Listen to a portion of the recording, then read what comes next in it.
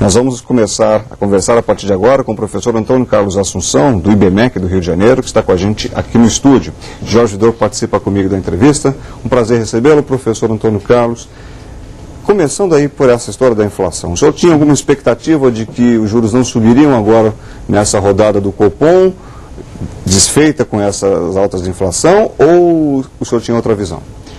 Olha, Guto, acho que todas as pessoas, né, tinham assim, a expectativa de que, principalmente depois de divulgados os resultados da produção industrial, ou seja, né, parece que realmente a economia começa a se desaquecer, né, quer dizer, e é isso que o Banco Central tem tentado fazer, né, aumentando a taxa de juros durante esses últimos meses, né, quer dizer, isso criou a expectativa de que o ciclo de alta de juros pudesse ser encerrado na próxima reunião do Copom. Entretanto, quer dizer, o resultado divulgado hoje do IPCA, quer dizer, modifica um pouco esse cenário, ou seja, né, quer dizer, a inflação que vinha em 0,58, 0,59, quer dizer, o resultado divulgado hoje 0,61. E como você bem disse, quer dizer, as medidas de núcleo, né, não cederam, ou seja, né, quer dizer, não é um simples aumento localizado de um único preço que tem puxado a inflação.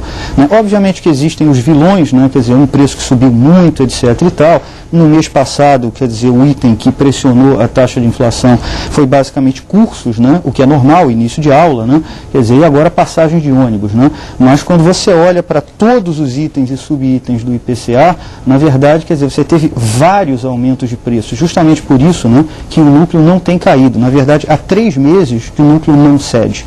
Então, professor, fica uma dúvida aí, né? Acho que precisa dar uma olhada nesses números assim com uma peneirada mais forte. Eu estava olhando, por exemplo, no Rio de Janeiro, o IPCA subiu 0,29. Em São Paulo subiu 0,80 e tal. Em Porto Alegre subiu 80. Aí você vai ver tarifa de água, transporte, tarifa de ônibus, pressionando muito o núcleo também. E eu acho que agora no final da tarde, o mercado financeiro, de uma maneira geral, deu mais uma acalmada. Acho que o pessoal exagerou durante o dia nas operações futuras, viram uma coisa mais cinza do que na verdade estava. E eu acho que até segunda-feira essas taxas de juros devem dar uma recuada no mercado futuro, porque por enquanto a gente está dentro da meta. Se a gente olhar a meta, não olhar o 5,1, mas olhar o de 2 a 7, que acho, na meu ver, seria mais realista, porque para botar hoje na meta, você tinha que provocar uma recessão na economia, o que politicamente é um suicídio. No mundo todo que está crescendo, o Brasil vai optar por ter uma política recessiva para baixar a inflação de 6,5, 6 para 5,1. Então, o meu palpite é que nessa reunião do Copom vamos ficar no 19,25. Acho que o Banco Central dessa vez não vai querer correr o risco de continuar aumentando a taxa de juros e botar fogo no circo, né?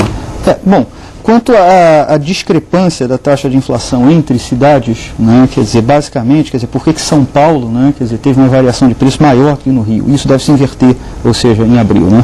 Quer dizer, você teve reajuste de ônibus, que foi o que mais pressionou as tarifas, né, e o reajuste foi feito em São Paulo, né? Quer dizer, o reajuste do Rio de Janeiro deve pressionar, deve ser agora, e deve pressionar, ou seja, o IPCA no mês de abril, né?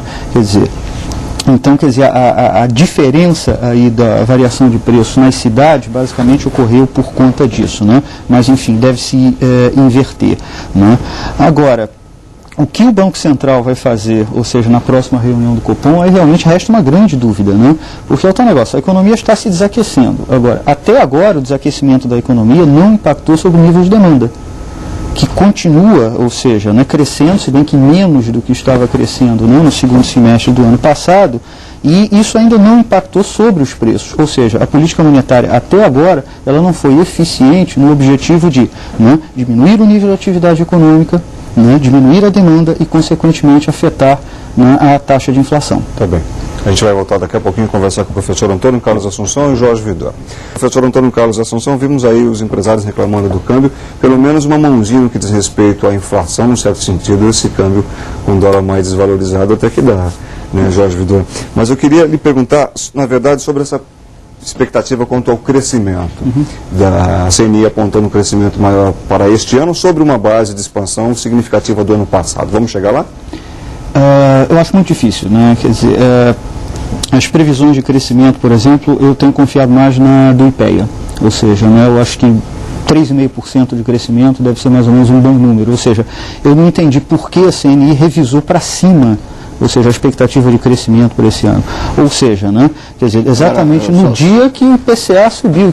Enfim, professor, é só para dar uma entendendo. informação aqui, não é nem de cocheira, porque acho que o Paulo Levi na última vez, mas ele falou, eles vão também rever para cima a previsão dele de PIB para esse ano. Eu estou achando difícil que realmente aconteça isso, justamente pelos dois motivos. Quer dizer, primeiro, a base de comparação é muito boa, ou seja, a economia cresceu bastante no ano passado. Né? Quer dizer, então a gente está falando de crescimento em cima de uma base muito boa. Só para acrescentar um dado, desculpe interrompê-lo, o ministro do Planejamento, Paulo Bernardo, hoje também falou em crescimento superior a 4%. Eu estou achando difícil que isso aconteça, até porque eu acho que o Banco Central ainda vai ou aumentar a taxa de juros pelo menos mais uma vez, ou pelo menos manter por alguns meses essa taxa de juros. Né? De maneira otimista, o que eu espero que aconteça é o seguinte, que a política monetária faça efeito rápido sobre os preços, né? Quer dizer, para que essa taxa Selic mais elevada não perdure por vários meses.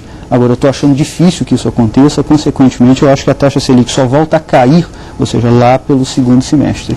Mas só também uma informação adicional, o IPEA, quando estava fazendo sua projeção de crescimento, estava botando uma contribuição negativa do comércio exterior.